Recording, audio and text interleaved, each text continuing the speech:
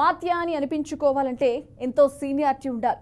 సుమారు 3 సార్లు అయినా గెలిస్తే మంత్రి పదవి దక్కుతుందని రాజకీయ వర్గాల్లో నానుడి. కానీ రాయచోట్ నుంచి తొలిసారి ఎమ్మెల్యేగా గెలిచిన మండిపల్లి రాంప్రసాద్ రెడ్డిని మంత్రి పదవి వరించింది. దీంతో సీనియర్ ఎమ్మెల్యేలు షాక్ అయ్యారట. అంతేకాదు 1952లో ఏర్పడిన రాయచోట్ నుంచి గెలిచి మంత్రిగా పనిచేసిన దాఖలాలే లేవు. 2024 ఎన్నికల్లో రాయచోట్ నుంచి గెలిచి ఆమాత్య అనిపించుకున్న మండిపల్లి రాంప్రసాద్ రెడ్డిపై బీఆర్కే స్పెషల్ స్టోరీ.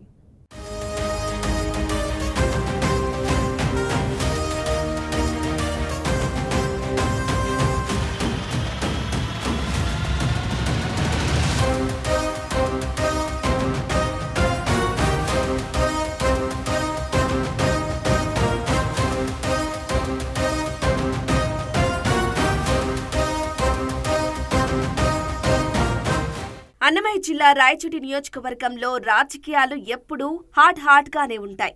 1952లో ఏర్పడిన ఈ నియోజకవర్గంలో కాంగ్రెస్ హవా కొనసాగింది. ఆ తరువాత వైసీపీ ఆవిర్భావంతో ఆ పార్టీకి కంచుకోటగా మారిపోయింది. అయితే 2024 ఎన్నికల్లో వైసీపీ కంచుకోటను బద్దలు కొట్టి టీడీపీ జెండాను ఎగురవేశారు మండిపల్లి రాంప్రసాద్ రెడ్డి. సుమారు 4 దశాబ్దాలుగా మండిపల్లి రాంప్రసాద్ రెడ్డి కుటుంబం రాజకీయాల్లో ఉంది. రాంప్రసాద్ రెడ్డి తండ్రి మండిపల్లి నాగిరెడ్డి 1985, 1989లో రాయచోటి ఎమ్మెల్యేగా పనిచేశారు.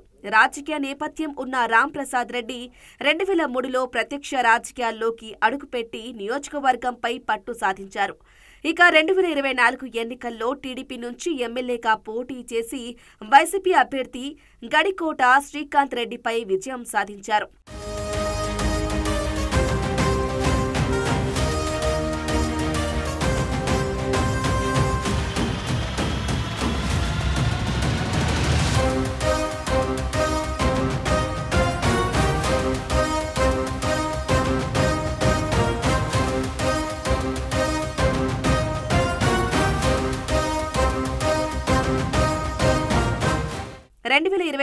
ఎన్నికల్లో ఏపీ రాజకీయాలలో రాంప్రసాద్ రెడ్డి అత్యంత అదృష్టవంతుడని రాజకీయ పరిశీలకులు అంటారు. దానికి కారణం లేకపోలేదు.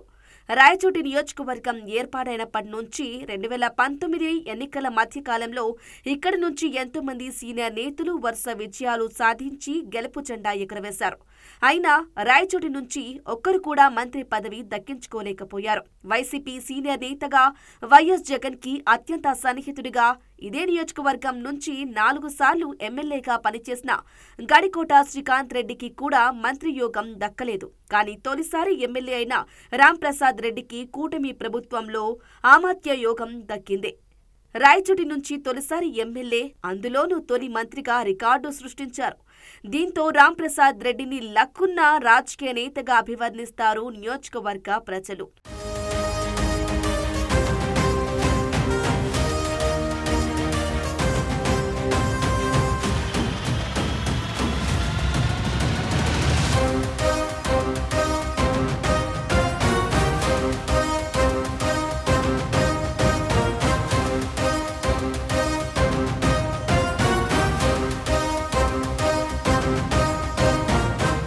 అనూహ్యంగా తొలిసారి ఎమ్మెల్యేగా గెలిచిన మండిపల్లి రాంప్రసాద్ రెడ్డికి చంద్రబాబు మంత్రివర్గంలో చోటు దక్కగా ఆయన రవాణా, క్రీడల శాఖను నిర్వర్తిస్తున్నారు. రవాణా శాఖ ఉన్నతాధికారులతో సమావేశాలు నిర్వహిస్తూ రవాణా శాఖలో కొందరు అధికారుల తీరుపై ఆగ్రహం వ్యక్తం చేశారు. రవాణా శాఖలో కొందరు అధికారులు చేతివాటం ప్రదర్శిస్తున్నారని, ప్రభుత్వ ఆదాయానికి గండి కొడుతూ అవినీతి అక్రమాలకు పాల్పడుతున్నారని సీరియస్ అయినారు మంత్రి.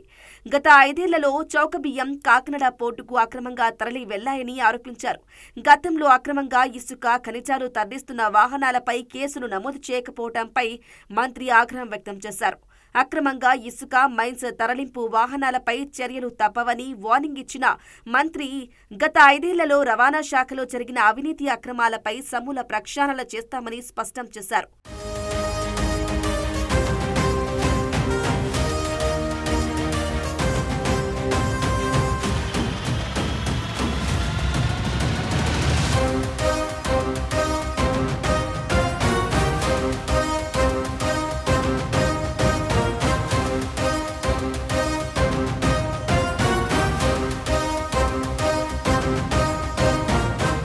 మొత్తానికి రాంప్రసాద్ రెడ్డి తొలిసారి ఎమ్మెల్యే అయ్యి మంత్రివర్గంలో చోటు దక్కించుకోవడంతో నియోజకవర్గ ప్రజలు కూడా హర్షం వ్యక్తం చేస్తున్నారు.